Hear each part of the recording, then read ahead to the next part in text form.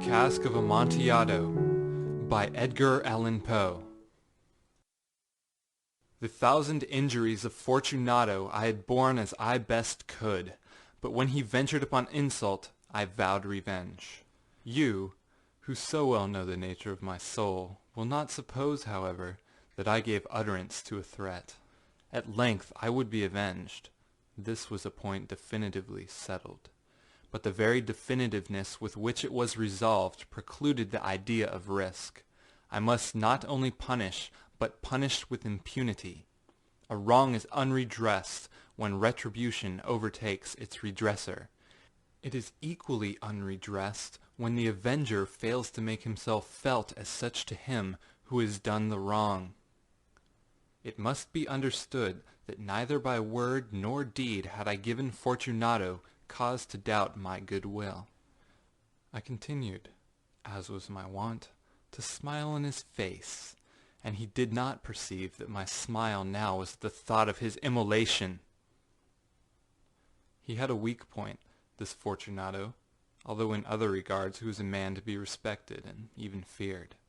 He prided himself on his connoisseurship in wine. Few Italians have the true virtuoso spirit. For the most part their enthusiasm is adopted to suit the time and opportunity, to practice imposture upon the British and Austrian millionaires. In painting and gemmery, Fortunato, like his countrymen, was a quack, but in the matter of old wines he was sincere. In this respect I did not differ from him materially.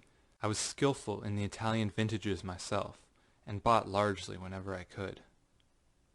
It was about dusk, one evening during the supreme madness of the carnival season, that I encountered my friend. He accosted me with excessive warmth, for he had been drinking much. The man wore motley. He had on a tight-fitting, party-striped dress, and his head was surmounted by the conical cap and bells. I was so pleased to see him that I thought I should never have done wringing his hand. "My dear Fortunato, you're luckily met. How remarkably well you're looking today. But I've received a pipe of what passes for Amontillado, and I have my doubts." How? Amontillado? A pipe? Impossible. And in the middle of the carnival. I have my doubts, and I was silly enough to pay the full Amontillado price without consulting you in the matter. You were not to be found, and I was fearful of losing a bargain. Amontillado? I have my doubts, Amontillado? and I must satisfy them. Amontillado! As you're engaged, I'm on my way to Lucchesi. If anyone has a critical turn, it's he. He will tell me. Lucchesi cannot tell Amontillado from sherry. And yet some fools will have it that his taste is a match for your own. Come, let us go. Whither? To your vaults. My friend, no. I will not impose upon your good nature. I perceive you have an engagement.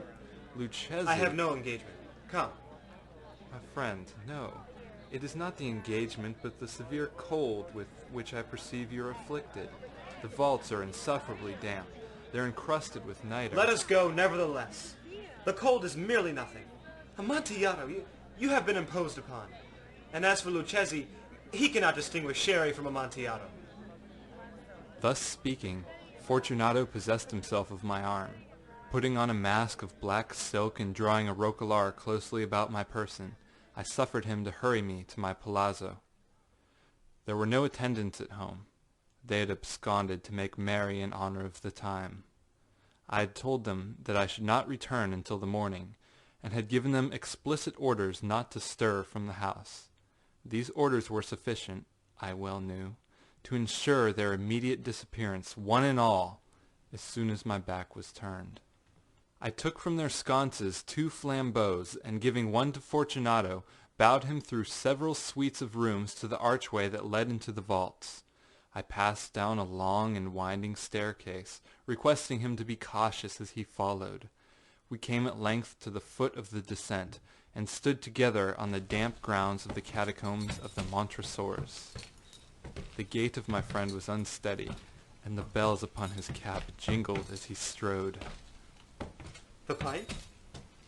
It is farther on, but observe the white webwork which gleams from these cavern walls. He turned towards me, and looked into my eyes with 2 filmy orbs that distilled the rheum of intoxication. Niter? Niter. How long have you had that cough?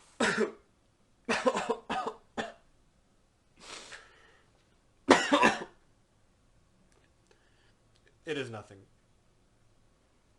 Come. We will go back. Your health is precious. You are rich, respected, admired, beloved. You are happy, as I once was. You are a man to be missed. For me it is no matter. We will go back. You will be ill, and I cannot be responsible. Besides, there's Lucchesi. Enough! The cough's a mere nothing. It will not kill me. I shall not die of a cough. True, true. And indeed I had no intention of alarming you unnecessarily. But you should use all proper caution. A draught of this medic will defend us from the damps. Here I knocked off the neck of a bottle, which I drew from a long row of its fellows that lay upon the mould. He raised it to his lips with a leer. He paused and nodded to me familiarly, while his bells jingled.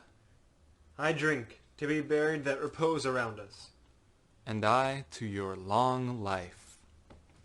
He again took my arm, and we proceeded.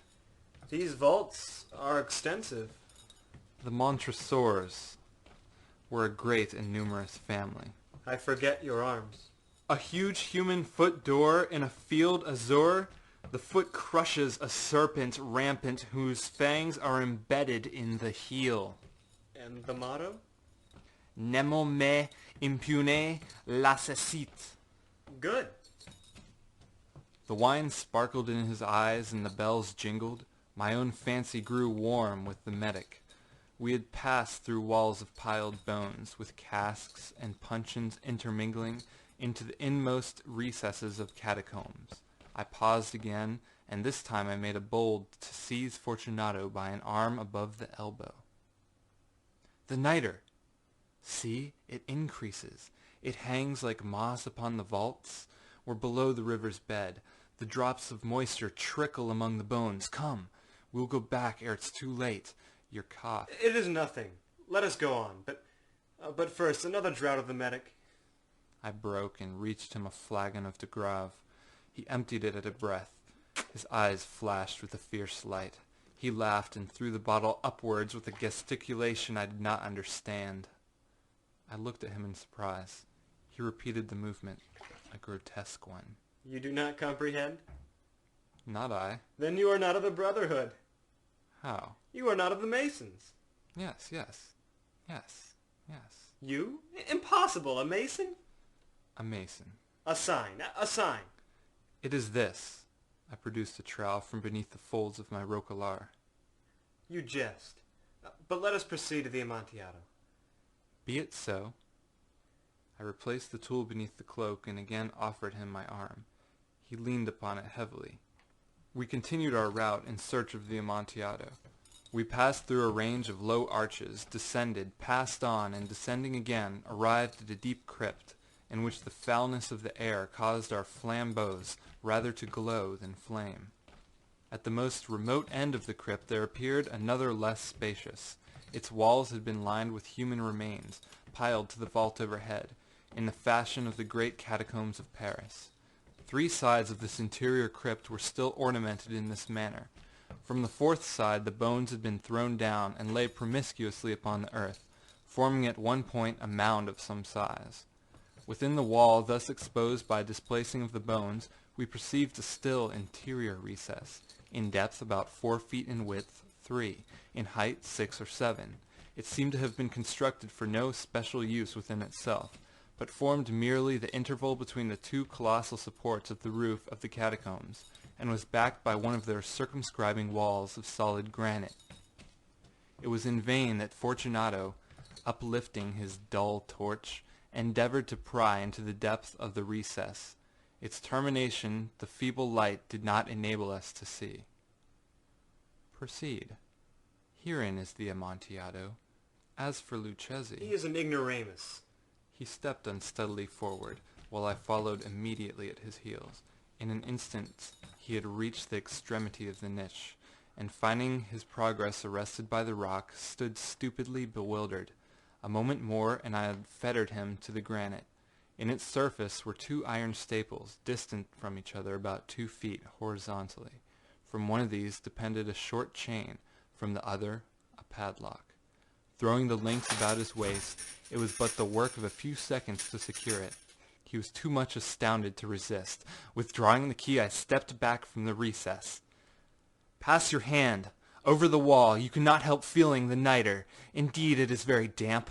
Once more, let me implore you to return. No? Then I must positively leave you. But first I must render you all the little attentions in my power." The Amontillado! "True. The Amontillado." As I said these words, I busied myself among the pile of bones of which I have before spoken.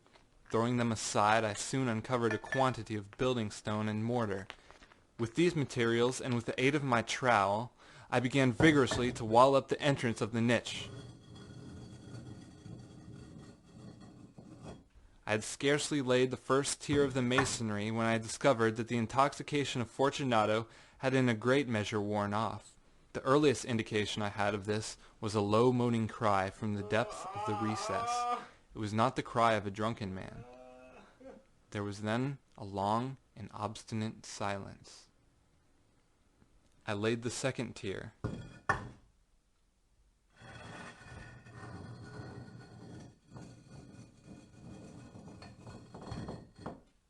And the third.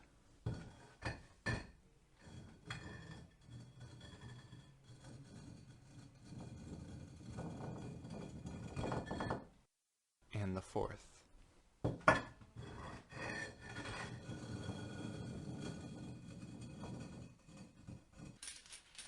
And then I heard the furious vibrations of the chain. The noise lasted for several minutes, during which, that I might hearken to it with the more satisfaction, I ceased my labors and sat down upon the bones.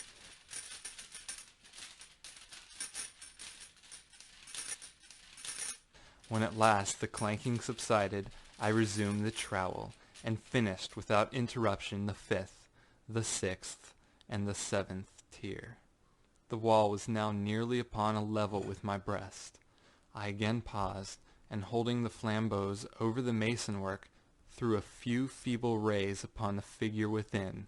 A succession of loud and shrill screams, bursting suddenly from the throat of the human form, seemed to thrust me violently back. For a brief moment I hesitated. I trembled. Unsheathing my rapier, I began to grope with it about the recess. But the thought of an instant reassured me. I placed my hand upon the solid fabric of the catacombs, and felt satisfied. I reapproached the wall. I replied to the yells of him who clamored. I re-echoed. I aided. I surpassed them in volume and in strength. I did this, and the clamorer grew still. It was now midnight, and my task was drawing to a close. I had completed the 8th, the 9th, and the 10th tier. I had finished a portion of the last and the 11th. There remained but a single stone to be fitted and plastered in. I struggled with its weight, placed it partially in its destined position. But now there came from out the niche a low laugh that erected the hairs upon my head. It was succeeded by a sad voice, which I had difficulty in recognizing as that of the noble Fortunato. A very good joke indeed. An excellent jest. We will have many a rich laugh about it at the palazzo. Over our wine. The Amontillado. Yes, the Amontillado. Oh, but is it now getting late? Will not they be awaiting us at the palazzo? The lady Fortunato and the rest? Let us be gone. Yes, let us be gone. For the love of God, Montresor!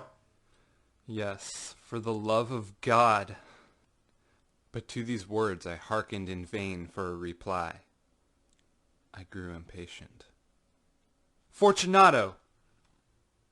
No answer. Fortunato!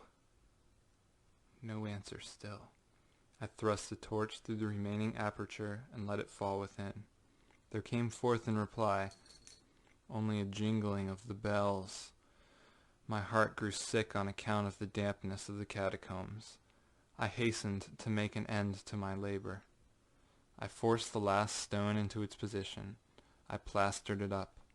Against the new masonry I re-erected the old rampart of bones. For the half of a century no mortal has disturbed them. In pace requiescat.